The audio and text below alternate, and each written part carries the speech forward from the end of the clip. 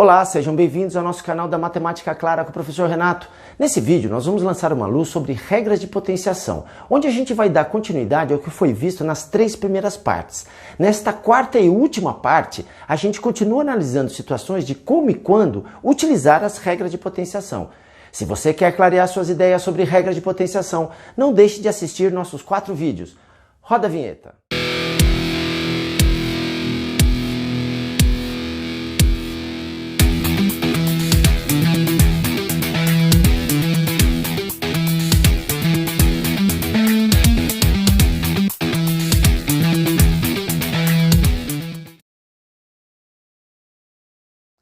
Vamos resolver rapidinho uma situação dessa daqui, para ver que você começa a misturar as regras. E isso que é muito importante.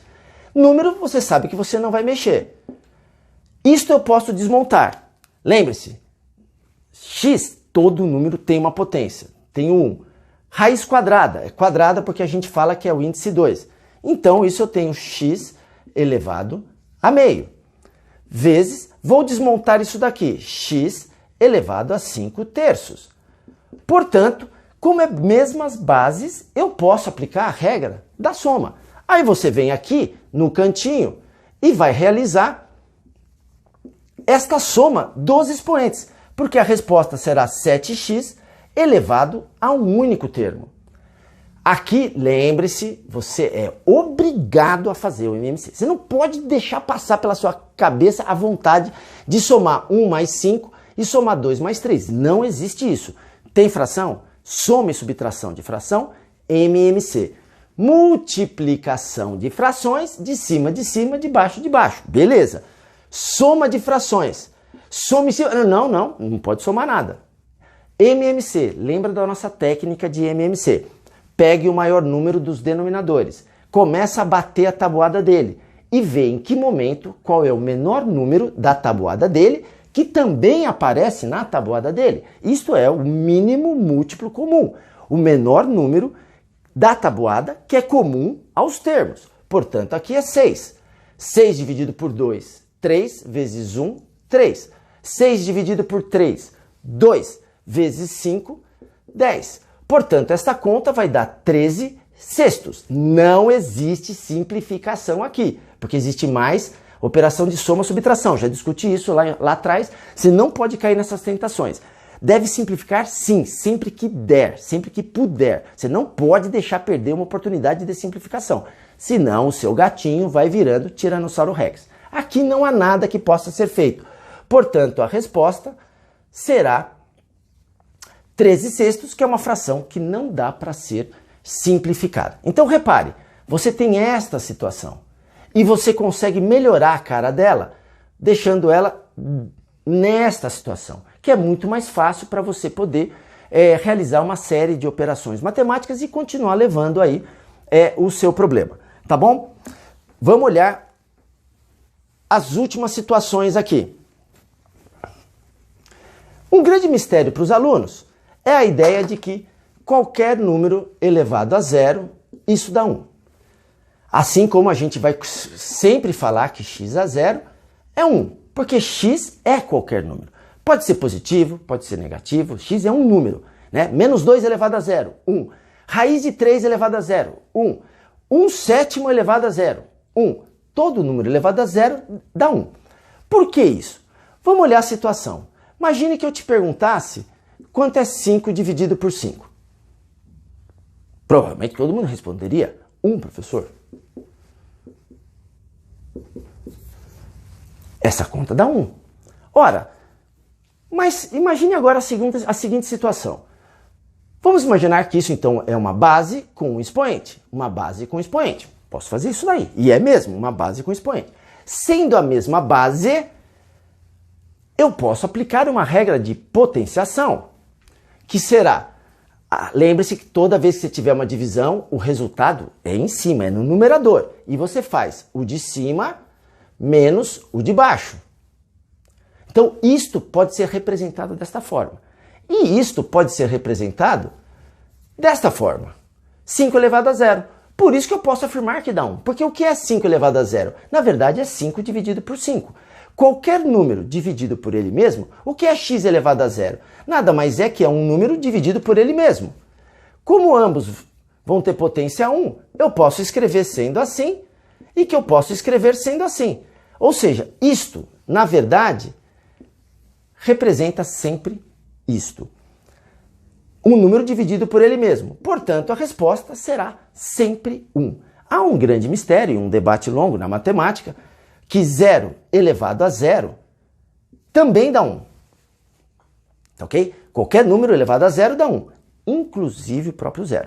Para poder provar isso daqui, a gente vai fazer bem mais para frente, que a gente vai estar trabalhando limites, é toda uma história diferente, mais complexa, acessível apenas ao ensino superior. Quem já entrou e já tem um pouquinho de familiaridade com o cálculo integral e diferencial, aí dá para explicar isso daqui. Por hora, vamos ficar nessa explicação e sabendo que se aparecer 0 elevado a zero, porque perceba a dificuldade de discutir essa situação, porque aqui eu estou falando que é um número dividido por ele mesmo. Então isto é um número dividido por ele mesmo, mas eu tenho uma divisão por zero, que isso gera um complicador conceitual para a gente resolver isso daí.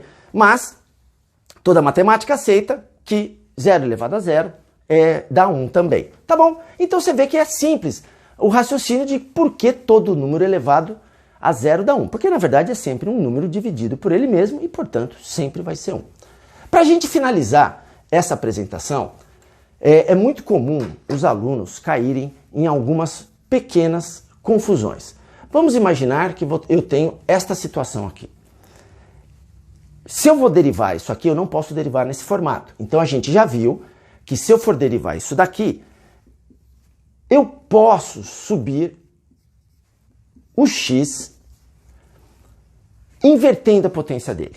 Quando eu escrevo um número com uma potência negativa, na verdade significa que ele está embaixo. Professor, então esse 2 não está multiplicando esse x. Não, não está. O x está dividindo, né? O x à quarta está dividindo 2. Mas por que então o senhor coloca em cima se não existe essa operação? Ele não está multiplicando, ele está dividindo. É que muitas regras, para você fazer certos desenvolvimentos, a formulação matemática sempre trabalha com x elevado a um certo expoente. E aí eu sou obrigado a resolver assim. Não posso derivar isso, posso derivar isso. Não posso integrar isso, posso integrar isto. Perfeito. Professor, e o 3? Ele pode subir? Claro que pode. Se o x pode subir, qualquer número pode subir. Tá ok? Então, você só tem que tomar cuidado, se você quiser subir o 3, ele tem que subir respeitando a mesma regra do x. Qual foi a regra do x? Tinha um x à quarta, ele sobe a menos 4. Aqui eu tenho 3x à primeira, portanto, ele sobe a menos 1. Se eu tenho isto aqui, pode ser representado assim.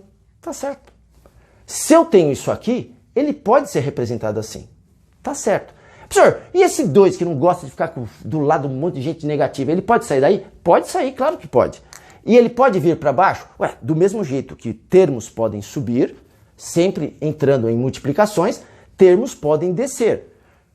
Portanto, se eu quiser escrever isto neste formato, pode. Mas é assim? Claro que não. Ele tem que respeitar as mesmas regras que os companheiros dele respeitaram. Na matemática, se a regra vale para um, na verdade essa regra vale para todos, desde que todos sigam a mesma regra. Qual é a regra? Ao subir e descer na fração, você tem que inverter a potência do termo.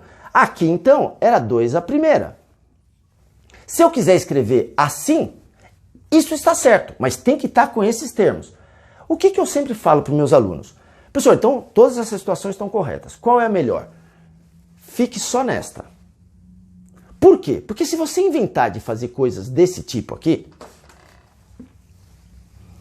que isso aqui está certo, mas o aluno, ele gosta de inventar e ele não resiste a tentações e ele cai em armadilha atrás de armadilha. E às vezes armadilhas que ele mesmo cria para ele mesmo, numa situação que não era para ter armadilha. Se isso aqui está assim, não tem armadilha. Se isso aqui está assim, já tem uma armadilha. Por quê? Porque ele inventa de querer realizar esta conta. 2 vezes 3 a menos 1. E aí ele começa a pensar, é menos 6, professor?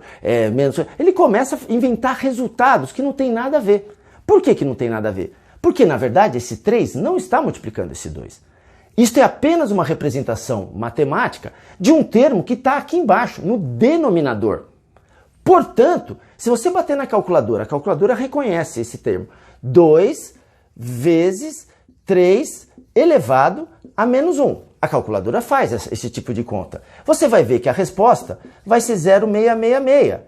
Da onde veio esse número? Ele pegou 2 e dividiu por 3. E vai obter como resposta uma dízima periódica. Então ele não multiplicou nada. Na verdade, a calculadora dividiu 2 por 3. Ela entende que esse número não está em cima. Esse número ele está embaixo na divisão. Então, com isso, eu acho que a gente viu uma série de situações que nos ajuda a compreender de uma forma bem clara as potenciações. Então, se esse vídeo te ajudou a clarear um pouquinho suas ideias, dá uma luz pra gente. Não esquece de se inscrever no nosso canal. Um grande abraço em X e até o próximo vídeo. Obrigado!